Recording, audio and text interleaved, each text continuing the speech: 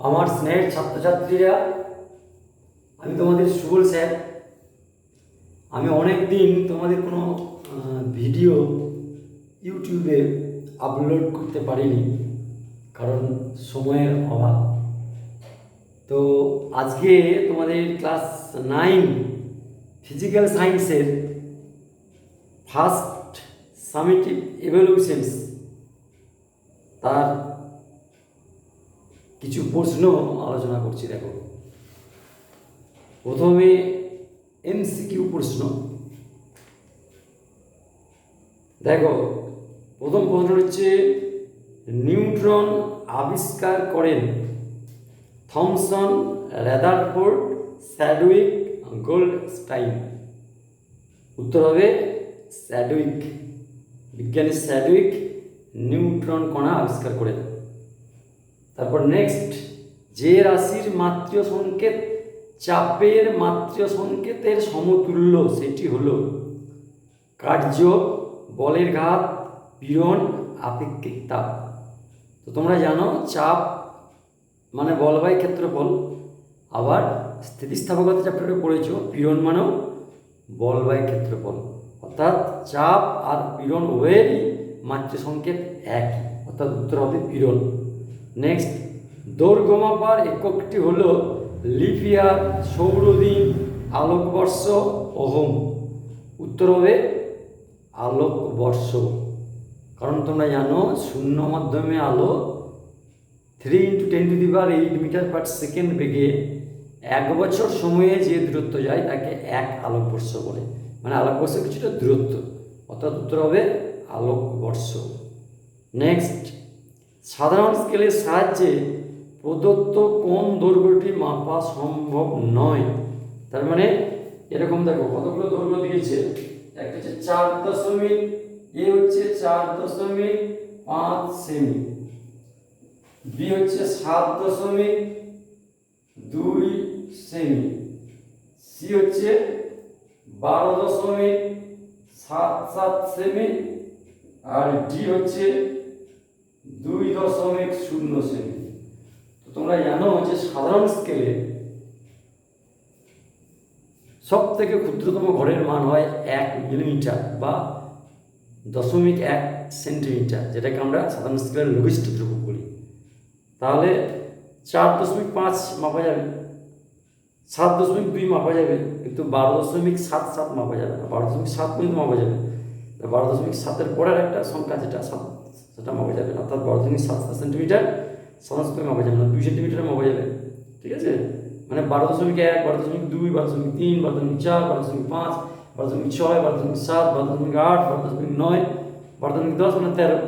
12.7-এর পরে আরও 12.77 পর্যন্ত সাধারণ স্কেলে মাপা যাবে না।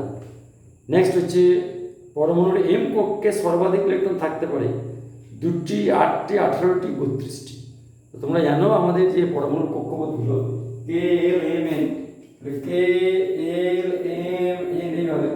কে মানে প্রথম কক্ষপথ, এল কে প্রথম, এল 2, এম 3। তৃতীয় কক্ষপথ, তৃতীয় কক্ষপথে সর্বোচ্চ ইলেকট্রন থাকতে পারে 2n² ফর্মুলা অনুযায়ী 2 × 3² মানে 2 × 3 = 9, 9 × 18টা। অর্থাৎ তৃতীয় কক্ষপথে সর্বোচ্চ 18টা ইলেকট্রন থাকতে পারে। কেমন?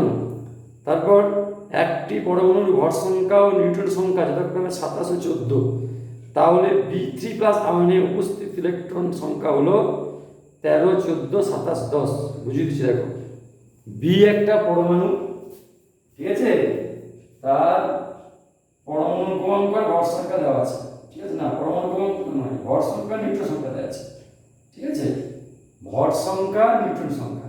তাহলে দেখো, ভর সংখ্যা তো আমরা বলে লিখি, ভর সংখ্যা মানে 27 দেওয়া আছে। তাহলে ভর সংখ্যা 27 মানে কি নিউটন প্লাস প্রোটন। নিউটন ও প্রোটনের মোট সংখ্যাকে ভর সংখ্যা বলে। আবার নিউটন সংখ্যা দেওয়া আছে 14, তাহলে 14 + p সমান হচ্ছে 27। তাহলে p মানে প্রোটন হবে 27 - 14 সমান 13। 13 সমান হচ্ছে p। ভর সংখ্যা 27 মানে নিউটন প্লাস প্রোটন মিলে 27। আমাদের নিউটন দেওয়া আছে 14, 27 থেকে 14 বাদ দিলে 13, 13 হচ্ছে প্রোটন সংখ্যা। আর 13 প্রোটন সংখ্যা মানে ইলেকট্রন সংখ্যা 13। ঠিক আছে, এবার B3+ আয়ন তৈরি হয়েছে। দেখো বি পরমাণু যখন তখন শূন্য, অর্থাৎ মাঝে শূন্য লেখা হবে, বি পরমাণুর মধ্যে প্রোটন সংখ্যা ইলেকট্রন সংখ্যা পরস্পর সমান থাকে। আর বি পরমাণু বি3 প্লাস আয়ন হতে গেলে সে 3টে ইলেকট্রন ছাড়বে, 3টে ইলেকট্রন ছাড়লে পরে বি3 প্লাস আয়ন হবে। বি পরমাণুতে ছিল 13টা ইলেকট্রন, 3টে ইলেকট্রন ছাড়লো, তাহলে বি3 প্লাস আয়ন থাকবে 10টা ইলেকট্রন। ঠিক আছে, আশা করি বুঝতে পেরেছ। নেক্সট হচ্ছে সরণ ও অতিক্রান্ত দূরত্ব এর মধ্যে সম্পর্ক।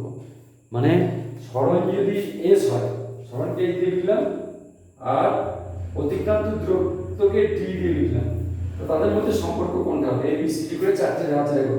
এ দিয়েছে S less or equal to D, B দিয়েছে S greater or equal to D, C দিয়েছে এস সমান ডি, আর ডি দিয়েছে এস লেস দেন ডি। দেখো তোমরা পড়েছো যে সরণ এবং অতিক্রান্ত দূরত্বের মধ্যে সম্পর্ক। সরণ অতিক্রান্ত দূরত্ব সমান হতে পারে বা ছোট হতে পারে। সরণ কখনো অতিক্রান্ত দূরত্ব থেকে বড় হতে পারে না।